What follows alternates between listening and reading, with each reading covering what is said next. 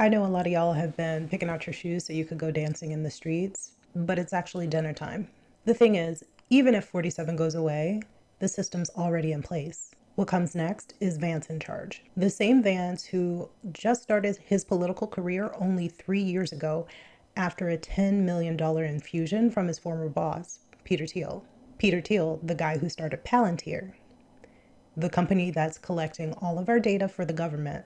Remember, Thiel is the guy who isn't sure if humanity should endure. I think you would prefer the human race to endure, right?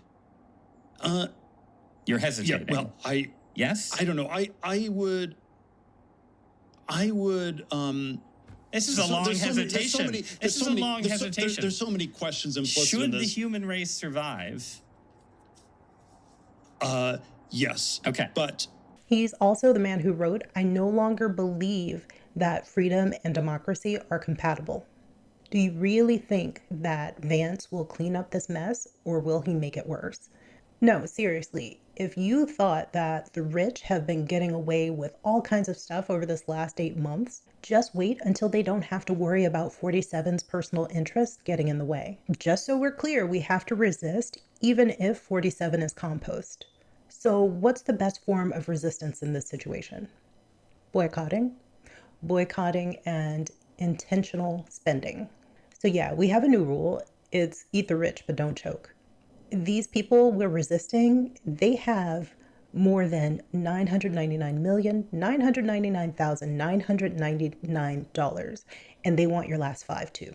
These are the people who raise the prices of everything, but they won't raise your wages. According to this report that the Congressional Budget Office put out last year that examines trends in wealth distribution from 1989 to 2022, families in the top 10% hold 60% of all wealth.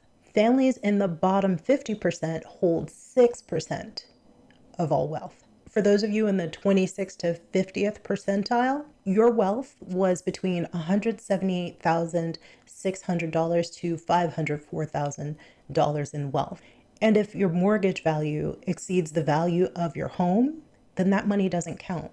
The value of your house doesn't count. You're house rich, but you're actually considered poor. So being house rich is meaningless. Of course, it's meaningless when the price of everything is pricing you out of being able to pay on that mortgage. The funny thing about this report, though, is that Social Security is considered a part of your wealth. Now let's look at June 2025 data from the Federal Reserve. 0.01% hold 14% of the nation's wealth. The bottom 50%, we hold just 2.5% of the nation's wealth. There's two things that we need to do. We need to boycott and we need to spend with intention. Spending intentionally is something that you can involve in your everyday life. I'm going to give you a bunch of ideas. You don't need to do them all, but the more that you do, the more impact that you're going to have on the system. So first, what I'd like you to do is buy locally instead of buying from these chains. Go to farmers markets. Maybe they're out of the way, yes, but many of us already live in food deserts. So if we're traveling, we might as well travel and buy whole foods. We want to keep money in our communities rather than having it extracted to these national corporations, to these billionaires who live in very specific places. If there are any in your area, join a cooperative. That way, when you spend your money, that money stays in your community as well. The main idea I want you to have is spend your money in ways that it stays within your community. Now, for those of us who don't enjoy budgeting, I want you to use cash instead of using electronic payments or credit cards. That way you can manage your money much better. So yes, your paycheck comes electronically. Go to the bank and pull out cash.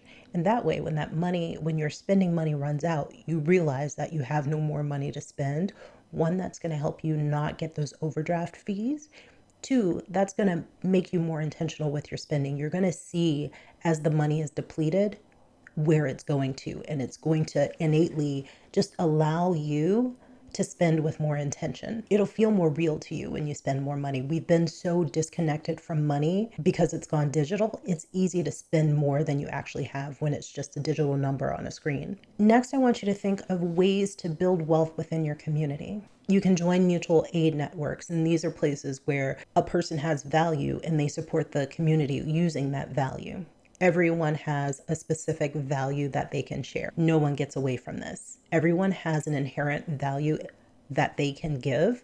Some of us just have to dig a little deeper to realize what our inherent value is.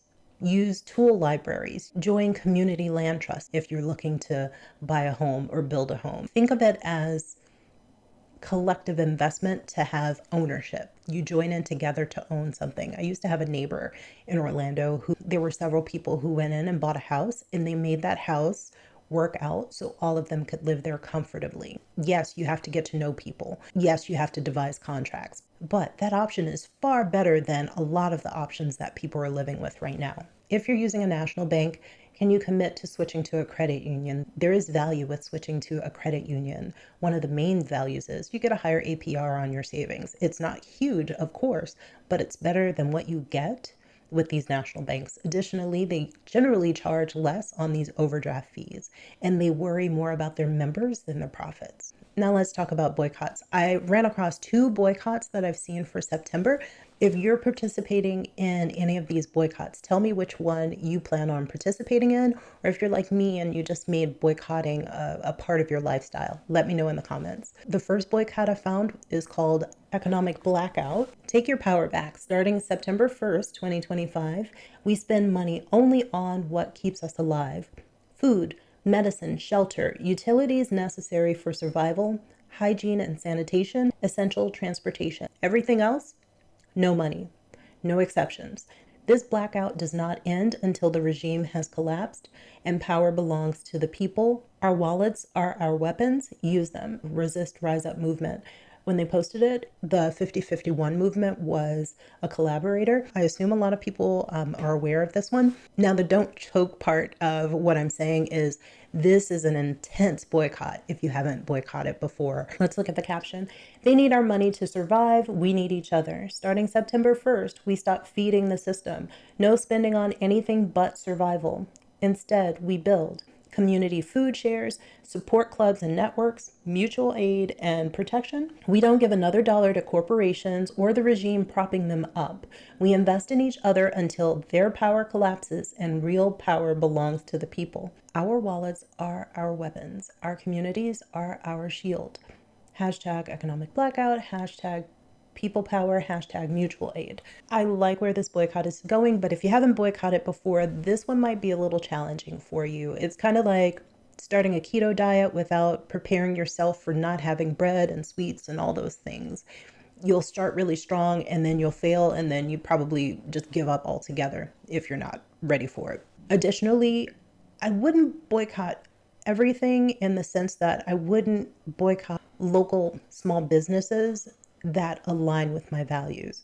And let me be clear, I'm for whatever boycott you choose. I want to make sure that you're set up for the best one that will lead you to success, because this one is a perpetual blackout. You can jump on at any time. Even if you fail, you can restart again and keep on trying until you get there. You could start slow by picking and choosing different companies to boycott. But with that in mind, I want to make sure that this boycott doesn't harm well-aligned small businesses.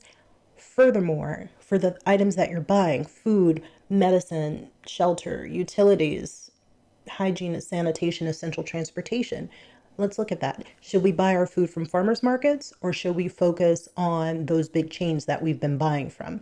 Should we buy our medicines from these pharmaceutical groups, these highly corporatized pharmaceutical groups, or should we find independent pharmacies, maybe compound pharmacies, to buy our medicines from?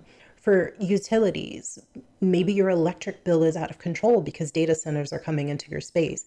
And if you own your home and you're looking into solar, do you want to buy your solar from a company such as Tesla, or do you want to look into alternative companies for that so that you can have more control over your power bill? I just want us to be very mindful with the little money that we are spending, that we spend it in the right places. All right, the other boycott that I ran across is by the People's Union.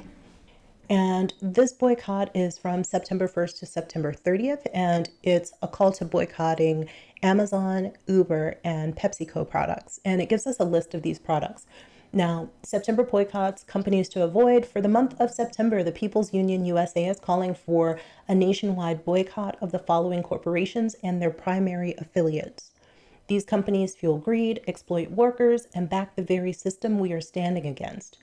Amazon, so Amazon.com and all online marketplace services, Whole Foods Market, Audible, Twitch, Ring, Blink, Eero, and all Amazon smart devices, IMDb, and Amazon Prime Video Studios.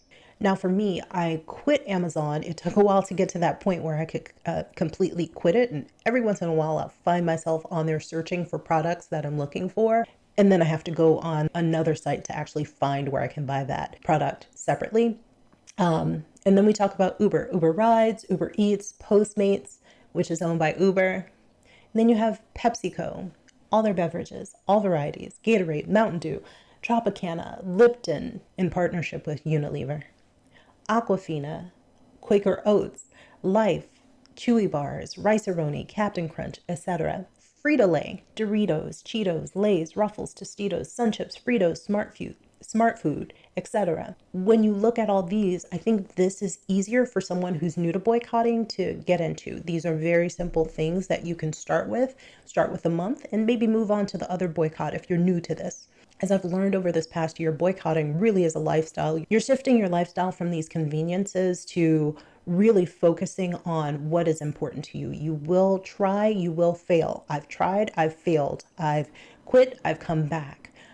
But one thing I know, I do keep going. And I want to make sure that you are comfortable with this lifestyle that you're looking into. I want to make sure that even if you fail, you can stand back up and continue, because this is a longer game for all of us. We want to stop them from picking our pockets. They're not paying us more. We need to start businesses where our interests lie and create systems that keeps the money within our community. Even though we pay into the government to get services out of it, they don't want to give those services to us. They want to take that money and put it into their bank accounts. So some of the things that can't completely be replaced is going to somebody's website who uses Amazon Web Services.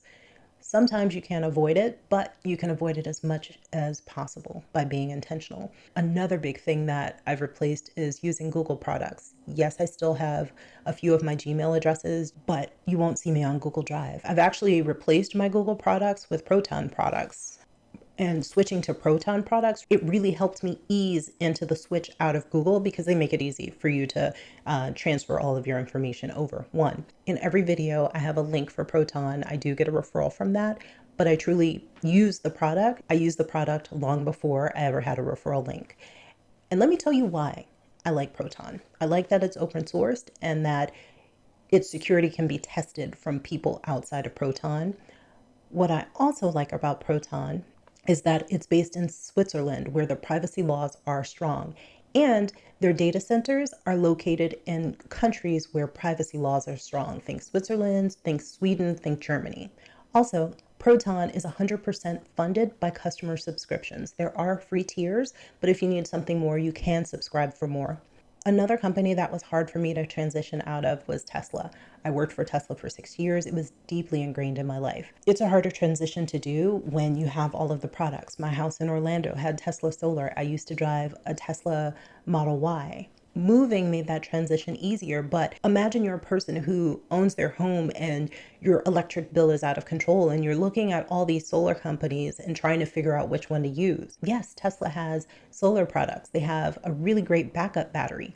But instead of buying into that company, look at other companies who also have solar panels, who also offer backup batteries. That's a way for you to control that electric bill that's definitely out of control, with all the data centers going into the US and the power grid not being able to sustain what is happening in the US, and your government not taking the money that you pay into it to upgrade that utility system. Even though on your utility bill, you pay separately, apart from your consumption, you pay separately to maintain the power grid. You also pay separately just to be a customer to that company so that they can send somebody to read your meter. So let me be clear. There are little things that you can do that are a part of your life to fight these people who are trying to take money out of your wallet.